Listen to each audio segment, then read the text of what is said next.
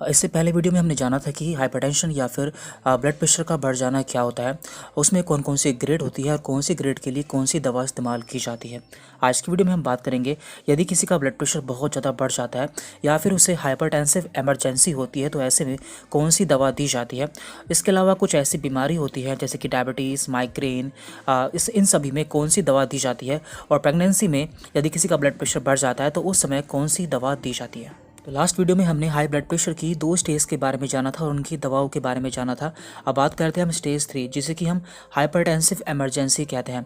इसमें हमारा blood pressure बहुत ज़्यादा बढ़ जाता है। देखिए, हाइपरटेंसिव इमरजेंसी में भी 2 कंडीशन होती है, एक होती है अर्जेंसी और एक होती है इमरजेंसी। अर्जेंसी मीन्स यहाँ पर हमें जो अपना ब्लड प्रेशर है उसे जल्दी से कम करना होता है, और इमरजेंसी में हमें बहुत ही ज़्यादा जल्दी ही उसे कम करने की ज़रूरत होती है। तो अर्जेंसी क्या होता है, पहले इसके बारे में जान लेते हैं। तो BP more than 180/120 without sign of organ damage. यदि हमारा जो ऊपर का ब्लड प्रेशर है वो 180 या फिर उससे ज़्यादा हो जाता है और नीचे का ब्लड प्रेशर हमारा 120 या फिर उससे ज़्यादा हो जाता है तो इसे हम कहते हैं अर्जेंसी। लेकिन इस समय हमें कोई भी ऑर्गन डैमेज का साइन देखने को नहीं मिलता है, तो ऐसे में हमें क्या करना होता है, ऐसे में हमें अपने बीपी को कुछ ही घंटों में कम करना होता है। अब बात करते हैं इमरजेंसी। तो इमरजेंसी में क्या होता है, इसमें हमारा बीपी जो नीचे का होता है वो 130 से ऊपर हो जाता है, यानी कि जो हमारा डायस्टोलिक ब्लड प्रेशर होता है वो 130 से ऊपर हो जाता है, और इसमें हमारे ऑर्गन डैमेज होना भी स्टार्ट हो जाते हैं, यानी कि जो हमारे शरीर के अंग हैं वो भी डैमेज होना स्टार्ट हो जाता है। तो ये एक इमरजेंसी कंडीशन होती है। देखिए, जब भी हमारा नीचे का ब्लड प्रेशर बढ़ता है तो वो हमारे लिए बहुत ज़्यादा खतरनाक होता है, जबकि ऊपर का ब्लड प्रेशर बढ़ना इतना खतरनाक नहीं माना जाता। यह एक बहुत ही सीवियर कंडीशन होती है और ऐसे में हमें अपने बीपी को कुछ ही मिनटों में कम करने की ज़रूरत होती है। यदि हम ऐसा नहीं करते हैं तो हमारे बाकी ऑर्गन भी डैमेज होना स्टार्ट हो जाता है, जिससे हमारे ब्रेन में हाइपरटेंसिव एन्सेफेलोपैथी देखने को मिल सकती है, जिससे हमारे सिर में बहुत तेज़ दर्द हो सकता है, हमें कन्फ्यूजन हो सकती है और हमें इरिटेबिलिटी भी हो सकती है। इसके अलावा जो हमारी आर्टरीज होती हैं, यानी कि हमारी खून की नलिकाएं होती हैं, वो भी डैमेज होना स्टार्ट हो जाती है और वहाँ पर एक्यूट एओर्टिक सिंड्रोम हो सकता है। इसके अलावा हमारी आंखों में भी एक्यूट रेटिनोपैथी देखने को मिल सकता है, जिससे हमारी आंखें खराब होना स्टार्ट हो जाती हैं, और इसके साथ में हमारी किडनी पर भी इसका बुरा प्रभाव देखने को मिल सकता है, जिससे हमें हाइपरटेंसिव नेफ्रोपैथी देखने को मिलती है, जिससे हमें हेमेचूरिया यानी कि हमारे यूरिन में खून आने लगता है, प्रोटीन यूरिया यानी कि हमारे यूरिन में प्रोटीन आने लगता है, ऐसे सभी साइन देखने को मिलते हैं।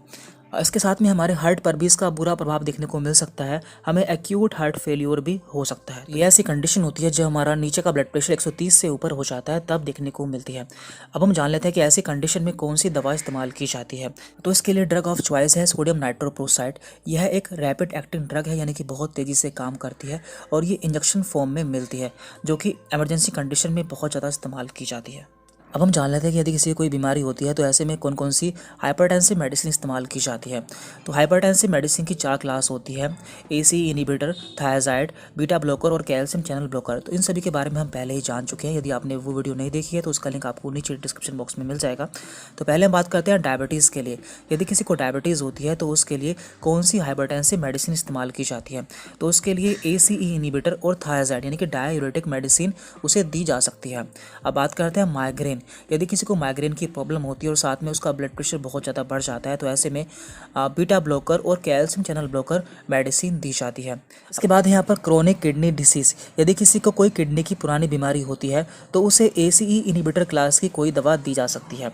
इसके बाद है यहाँ पर ओबेसिटी या फिर मोटापा। यदि कोई मोटा इंसान होता है तो उसे एसीई इनहिबिटर क्लास की मेडिसिन दी जाती है। और लास्ट यहाँ पर क्रोनिक किडनी फेल्योर। यदि किसी की किडनी फेल हो जाती है तो ऐसे में डाययूरेटिक्स मेडिसिन उसे दी जाती है।